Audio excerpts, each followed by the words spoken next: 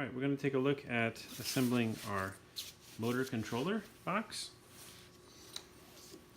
First thing I'd like to do is take the this piece and pass the controller through, and we're going to put the nut on, and we're just going to tighten that.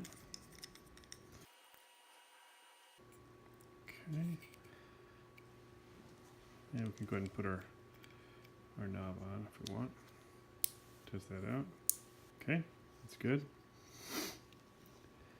And now we're going to pass both sets of our wires. This is the wire that goes to the jack for the power supply, and then this is the wire that's just a long wire.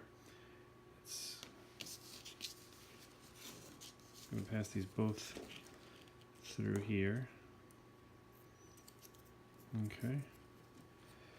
And at this point, I like to go ahead and attach the wires in the appropriate places.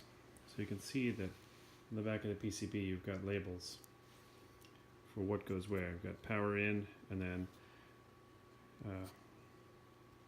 the attachment points for the motor, plus and minus, positive and negative. Okay, so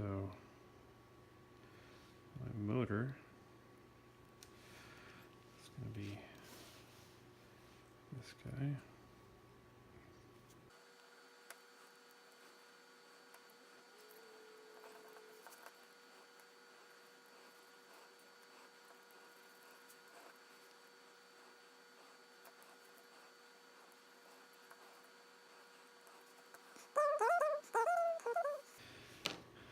Okay, so now we've got our front and back pieces all set. So if somebody yanks on the cords, you don't want to pull these out of there. So you can do it individually or you can do it together. You can tie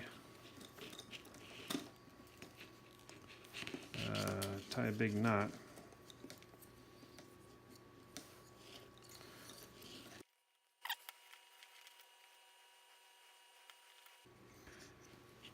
Okay, so that then when you build your box up, you now know that if somebody pulls on the cables, it's going to pull against that knot before it pulls against your connections.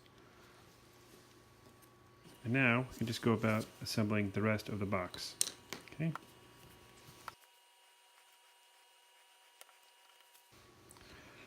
Okay, and that should do it for our motor controller box.